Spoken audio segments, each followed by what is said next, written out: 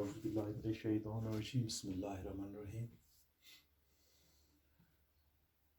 प्यारे बच्चों, आज हमारा टॉपिक है रिसिप्ट्स एंड पेमेंट्स अकाउंट। हम नॉन प्रॉफिट ऑर्गेनाइजेशन पढ़ते हैं, तो इसका आज का जो टॉपिक है वो है रिसिप्ट्स एंड पेमेंट्स अकाउंट। ये क्या होता है, फिर किस तरह से हम इसको बनाएंगे। रिसिप्ट्स एंड पेमेंट्स अकाउंट, एक है रिसिप्ट्स और दूसरा है पेमेंट। एक तो रिसिप्ट हमारे पास होता है, दूसरा है payments.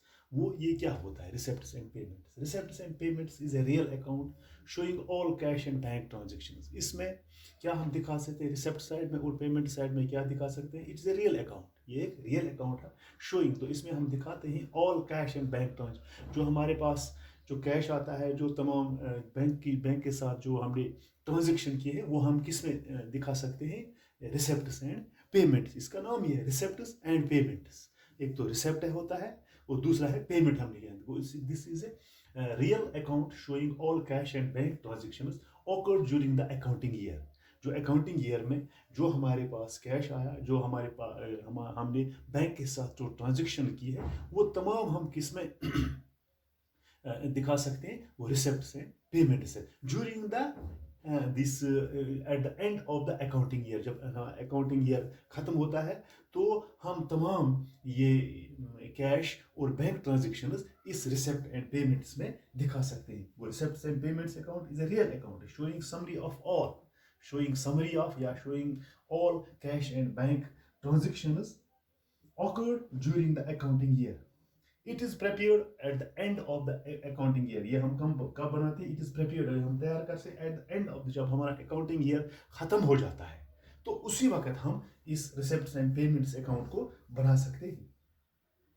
All cash and bank transactions, जो तमाम cash या bank transactions taken from cash book, जो हमने cash book से लिया है, or shown under the suitable headings and titles such as subscription है, salaries है, हमारे पास rent है या electricity bills charges वगैरह, जो हमने वो हम किस में दिखा सकते हैं? इस receipt and payments में। क्या हम दिखा सकते हैं इसमें? जो सब्सक्रिप्शन हमने की है, या सैलरीज है, या हमने रेंट दी है, या इलेक्ट्रिसिटी चार्ज एटसेट्रा, हम दिखा सकते हैं रिसिप्ट एंड पेमेंट्स में at the end of the accounting period या at the end of the accounting year. Receipts and payments account is a summary of all cash transactions. तो ये हम मतलब इसमें हेडिंग होता है receipts and payments. Receipts and payments is a summary of all cash and bank transactions. ये तमाम होता है कैश एंड बैंक ट्रांजैक्शंस की समरी दिखाते under various suitable. For example हमने मतलब हम दिखा सकते हैं जो हमने फी रिसीव फ्रॉम द, जो हमने ये मतलब फीस ले ली है, फीस रिसीव किया है हमने ड्यूरिंग दैट इंट्रेंस फी। हमने इंट्रेंस फी के लिए कितना फीस लिया है? Members different dates as per the debit side of the cash book on respective date. जो हमारे पास जो कैश बुक होता है, जो हमें डेली मेंटेन करना पड़ता है, क्या कैश बुक होता है जो हम डेली मेंटेन करते हैं, उसी के हिसाब से हमने जो फी रियलाइज की है डिफरेंट मेंबर्स से on different dates appeared in the debit side of the cash book on respective dates। जो हम कैश बुक के डेबिट साइड में मतलब एंट्री करते हैं, ये है। फॉर एग्जांपल हमने फी ली है, इंटरेंस फी हमने ली है, जिसको हम कैश बुक में दिखा सकते हैं on the debit side of the cash book respective date, किस डेट में कितना फीस हमने लिया है। हाँ, और receipts and payment accounts entries fee shall be shown on one item. ये हम रिसिप्ट्स एंड पेमेंट्स में एक ही इसमें दिखा सकते हैं, shown on one item in the total amount. ये हम बाद में बताएंगे आपको कि हम इसका एक क्वेश्चन भी दिखाएंगे आपको, रिसिप्ट्स एंड पेमेंट्स हम किस तरह से बना सकते हैं। ये हमें मिसाल के तौर पर रिसिप्ट्स एंड पेमेंट्स अकाउंट, जो हमने फी ली है, जो ये हम किस तरह दिखा सकते हैं विद दिस टोटल अमाउंट। जो हमने टोटल अमाउंट, ये एक ही एंट्री होनी चाहिए, जो हमने टोटल अमाउंट दिखा सकते हैं eight the end of the accounting period. Similarly इसी तरह से रिसिप्ट्स एंड पेमेंट्स और shown on one item in the total account. Receipts and payments में हम उसको एक ही अकाउंट में दिखा सकते हैं। जो आउटस्टैंडिंग होता है, जो हमें बकाया होता है, वो हम रिकॉर्ड नहीं कर सकते हैं रिसेप्ट्स एंड पेमेंट्स अकाउंट्स में, ओनली कैश ट्रांजेक्शन। इसलिए आपको याद रखना चाहिए रिसेप्ट्स एंड पेमेंट्स में, रिसेप्ट्स एंड पेमेंट्स में अगर हमारे पास कोई आउटस्टैंडिंग मतलब जो रहा है आउटस्टैंडिंग आइटम है वो हम रिकॉर्ड नहीं कर सकते हैं किसमें, रिसेप्ट्स एंड पेमेंट्स अकाउंट में। यहां पर हम क्या करते हैं, ओनली कैश ट्रांजेक्शंस और recording in it. Receipts and payments में हम क्या कर सकते हैं, जो कैश ट्रांजेक्शंस जो हमने कैश के जो ट्रांजेक्शन किए हैं बैंक के साथ या कैश हमें आता है तो उसी को हम रिसेप्ट्स एंड पेमेंट्स में दिखा सकते हैं। ये आपको याद रखना चाहिए कि अगर हमारे पास कोई आउटस्टैंडिंग है, फी आउटस्टैंडिंग रहा है तो उसको हम रिकॉर्ड नहीं कर सकते हैं कहां पर, रिसेप्ट्स एंड पेमेंट्स अकाउंट में, और not recorded in the receipts and payments. Only we have to record only cash transactions. Cash transaction जो हमने की है वो हम कहां पर दिखा सकते हैं, वो हम कहां पर दिखा सकते हैं, वो हम रिसेप्ट्स एंड पेमेंट्स में दिखा सकते हैं। क्यों, क्योंकि receipts and payments is a real account showing all cash and bank transactions. Only on cash and bank transactions हम किस में दिखा सकते हैं, रिसेप्ट्स एंड पेमेंट्स अकाउंट में। ये मैंने मिसाल दी है कि अगर हम कोई फी ले सकते हैं तो उसको हम क्या मतलब अगर हमें इंट्रेंस फी ली है तो उनको एक आइटम में दिखाते हैं, टोटल आइटम में टोटल फी कितना हमें आया है।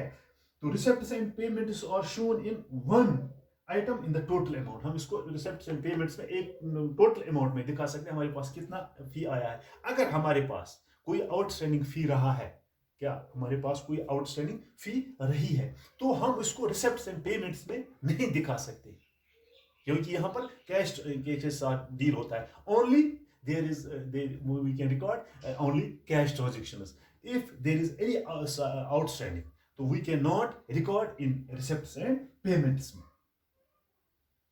तो हम क्या कहते हैं, अगर हम it is a real account that supplies all cash transactions on non-profit organization. Yani it starts with the opening balance of cash bank balances and ends with the closing balance of cash and bank balances. Yani it starts with the opening balance, जो हमारे पास opening balance of cash है and bank balances, and ends with the closing balance of cash and bank balance. और close भी होता है cash and bank balances के साथ, किसमें, receipts and payments account। तो it is similar to cash book. ये जस्ट लाइक है जिस तरह कैश बुक हम डेली मेंटेन करते हैं, हमारे पास कितना कैश है, हमारे पास बैंक के साथ कितना ट्रांजैक्शन गया है। It is just like it is a similar या just like a cash book and contains all receipts on debit side. Receipts हम कहां पर दिखा सकते हैं, डेबिट साइड। जहां दो होते हैं, एक है डेबिट साइड, दूसरा है क्रेडिट साइड। तो ये क्या होता है, it is just like a cash book and contains all receipts on debit side and payments on the credit side. रिसेप्ट हम कहां पर रख सकते हैं, डेबिट साइड में, और जब हमारे पास पेमेंट आता है वो हम कहां पर दिखा सकते हैं, क्रेडिट साइड में। वो रिसेप्ट दिखाते हैं हम डेबिट साइड में और पेमेंट्स हम दिखा सकते हैं ऑन द क्रेडिट साइड में। यानी इट इज सिमिलर, यानी it is just like a cash book. जो कैश बुक होता है उसी तरह से हम रिसेप्ट्स एंड पेमेंट्स बना सकते हैं। All actual receipts and actual payments, whether they are related to past, present or future, present, all actual जो receipts या actual payments होते हैं, whether they are related to the past, present or future accounting period of the relevant accounting period and recorded in this account, तो हम इस account में वो दिखा सकते हैं। ये क्या होता है, it starts with the opening balance of the cash book. ये ओपनिंग बैलेंस हम दिखाते हैं कैश बुक की and ends with the closing balance of cash and bank balances. ये है receipts and payments.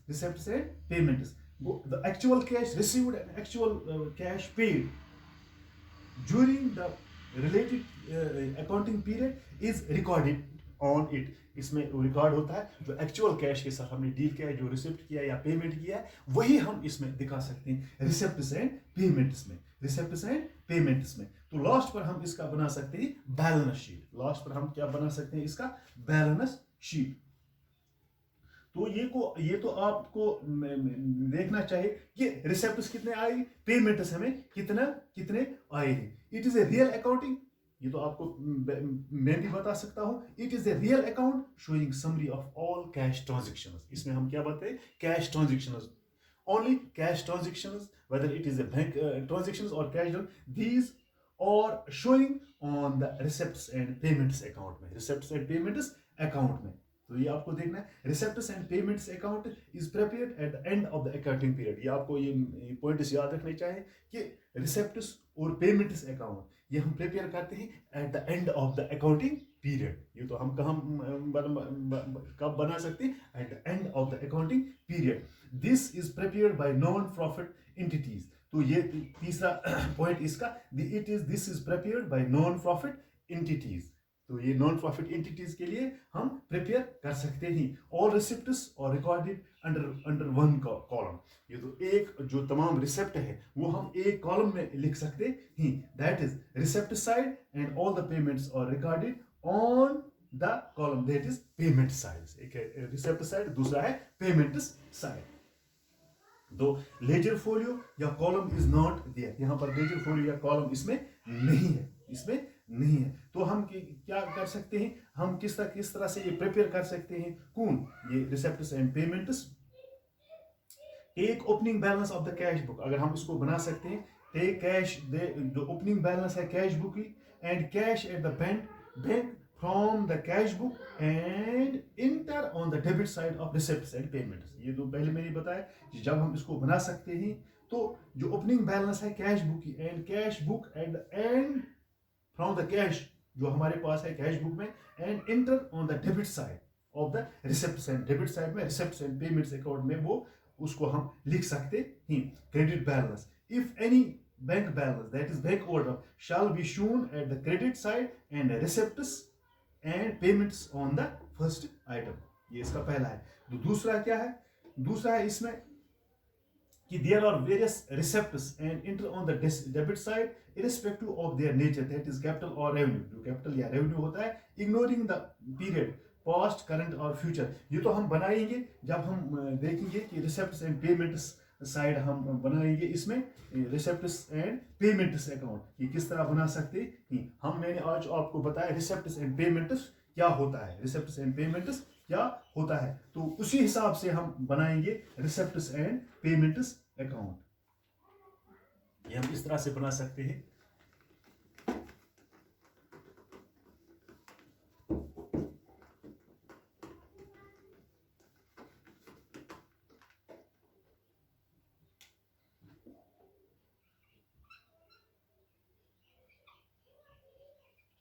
Receipts and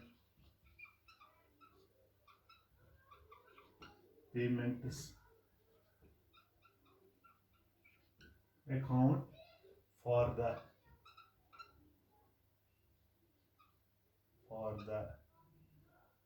year at the end of the account when ended 2020 मिसाल के लिए हम बना सकते हैं. इसमें एक है डेबिट साइड और दूसरा है क्रेडिट साइड. ये है डीआर, ये है क्रेडिट साइड.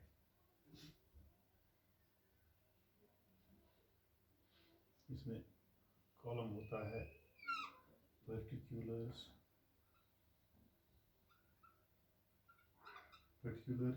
इसमें रेशियल फील्ड में है तो रुपीज.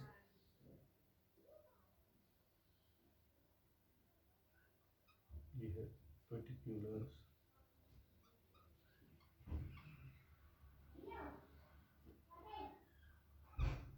ठीक है.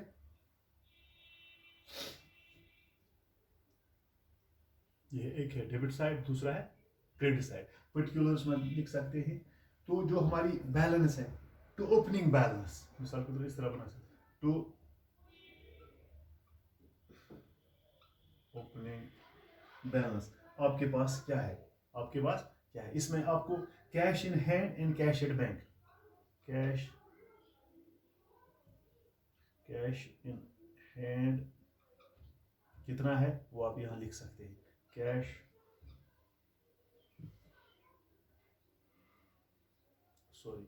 कैश इन हैंड, यहाँ आपको कितना है, कैश एट बैंक, बैंक कितने रुपए हैं आपको, इसका इसका जो टोटल आएगा वो हम लिख सकते हैं यहाँ पर। मिसाल के तो आपके पास 3000 है, यहाँ पर 2000 है, टोटल इसका कितना आ गया, 5000। ठीक है। डोनेशंस डोनेशन, क्योंकि ये भी कैश ही है। डोनेशंस आपके पास कितना आया है, डोनेशंस वो आप यहाँ लिख सकते हैं। मेंबरशिप फॉर्म टू मेंबरशिप तो यहाँ आपको आएंगे टू रिसेप्टस अकाउंट, रिसेप्टस अकाउंट कितना आ गया, ये आपको और भी आएगा। मिसाल के तो receipts account to sales of investment, sale of fixed assets है, प्रोसीड्स ऑन एंटरटेनमेंट है, या मैगजीन्स है, मिसलेनियस रिसेप्टस है, बैलेंस। तो ये आपको कहाँ पर लिखना है, डेबिट साइड में। और क्रेडिट साइड में क्या लिखना आपको, यहाँ तो आपको क्या है, तो ओपनिंग बैलेंस, हमारे पास opening balance cash in hand कितना है, कैश इन बैंक कितना है, तो यहाँ पर आपको लिखें बाय बैलेंस ब्रॉट डाउन। ठीक है बेटा, तो कितने आपके पास ये बैलेंस है वो आपको यहाँ पर लिखनी चाहिए। इन केस ऑफ बैंक ओवरड्राफ्ट यहाँ लिखना है, इन केस ऑफ बैंक ओवरड्राफ्ट, वो आपको यहाँ पर लिखना है क्रेडिट साइड में। Bye fixed assets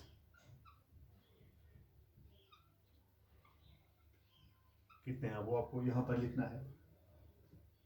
bye supports ये जो इक्विपमेंट आपने लाया है, इक्विपमेंट वो आप यहाँ लिख सकते हैं। By investment, by library books, by investment, by library books वो आपको क्रेडिट साइड में लिखने हैं। या बाय रिपेयर्स है, प्राइजेस पेड आपने कितना है, सैलरीज एंड वेजेस कितना आपने दिया है, या इंटरटेनमेंट एक्सपेंसिव के लिए क्या है, प्रिंटिंग एंड स्टेशनरी बाय कितना है, बाय पोस्टेज आपने कितना है, या बाय बार परचेज कितना है, बाय रेंट आपने कितना दिया है, या म्यूनिसिपल टैक्स आपने कितना पे किया है, बाय इंश्योरेंस कितना दिया है, बाय चैरिटी आपने कितना दिया है, बाय ऑडिट फीस आपको कितना पे करना पड़ता है। लास्ट पर हम कहेंगे, लास्ट पर हमें क्या दिखाना है, इसको रिसेप्ट्स और पेमेंट्स में लास्ट पर आपको जब ये तमाम एंट्रीज आपने इसमें दिखाए, तो लास्ट पर हम कहेंगे by to balance carry down, to balance CD carry down in case of overdraft, वो कितना है वो आपको यहाँ लिखना है। बाद में इन तमाम का क्या टोटल आपको करना है वो आपको नीचे लिखना है यहाँ पर। तो इसमें यहाँ क्या है, by balance carry down, by balance carry down, इसमें आपको कितना लिखना है, कैश इन हैंड कितना है, कैश एट बैंक कितना है, वो कितना आएगा आपको वो नीचे लिखना, और इन तमाम का टोटल यहाँ पर आपको लिखना है। तो ये था preparing of payments and receipts account, payments of this receipts and payments account हम किस तरह से बना सकते हैं। वो इसमें लेजर फोलियो कॉलम, इसमें 3 कॉलम होते हैं, डेबिट 2 कॉलम होते हैं डेबिट साइड में, और 2 कॉलम होते हैं किसमें, क्रेडिट साइड में। तो इस तरह से हम इसको रिसेप्ट्स एंड पेमेंट्स अकाउंट बना सकते हैं। तो इंशाअल्लाह रहमान कल हम इसका एक प्रैक्टिकल क्वेश्चन भी यहाँ पर कोशिश करेंगे करने की, रिसेप्ट्स एंड पेमेंट्स अकाउंट हम किस तरह से बना सकते हैं। जो मैंने आज उसका प्रोफार्मा आपको बताया कि हमें किस तरह से इसको हम बना सकते हैं इस रिसेप्ट्स एंड पेमेंट्स अकाउंट में। तो मुझे उम्मीद है कि आपको समझ आया होगा। अगर आपको समझ नहीं आया होता तो मुझसे आप पूछ सकते हैं। तो आप किताबों के में भी जा सकते हैं, वहाँ पर भी ये दिया गया है। कोशिश करो कि ये समझने की, ताकि आप इम्तिहान में अच्छे तरीके से पास हो जाएगी। जहाँ पर कोई डाउट्स रहता है वो आप मुझसे पूछ सकते हैं, या किताबों के ज़रिए, आजकल इंटरनेट का ज़माना, उससे भी आप मदद ले सकते हैं। वेरियस सोर्सेज हैं आज, आप उनसे भी फ़ायदा ले सकते हैं, ताकि आपको अच्छी तरह से जहन नशीन हो जाएगी। क्योंकि आज हम आपको यही मतलब वीडियो क्लासेस देते हैं, क्योंकि ये पेंडेमिक चल रहा है आजकल, तो वरना हम स्कूल में आपसे रूबरू हो सकते थे। लेकिन हम कोशिश करते हैं, मैं भी अपनी तरफ से पूरी कोशिश करूँगा कि जो मेरे पास जितना भी हो सके कि मैं अपने बच्चों को अच्छे तरीके से वो पेश आप तक पहुँचाऊँ। उम्मीद है कि आप मतलब घर में बैठकर इन सवालों को देखोगे, पढ़ोगे, और जहाँ जहाँ आपको डाउट रहेगा वो आप मुझसे पूछ सकते हो। मुझे उम्मीद है कि आज आप ने ये जो रिसिप्ट्स एंड पेमेंट्स, वो क्या होता है, what do mean by receipts and payments, related to all cash and bank transaction, उसमें हम दिखा सकते हैं। तो हमने किस तरह से हम ये प्रिपेयर कर सकते हैं रिसिप्ट्स एंड पेमेंट्स अकाउंट में, आपको मैंने इसका बताया कि हम किस तरह से बना सकते हैं। इंशाल्लाह हम कोशिश करेंगे इसका एक क्वेश्चन भी हम आपको दिखा सकेंगे। ये रिसिप्ट्स एंड पेमेंट्स अकाउंट, इसका हम एक क्वेश्चन भी करेंगे इंशाल्लाह। और उम्मीद है कि आज आपको ये समझ आया होगा। शुक्रिया।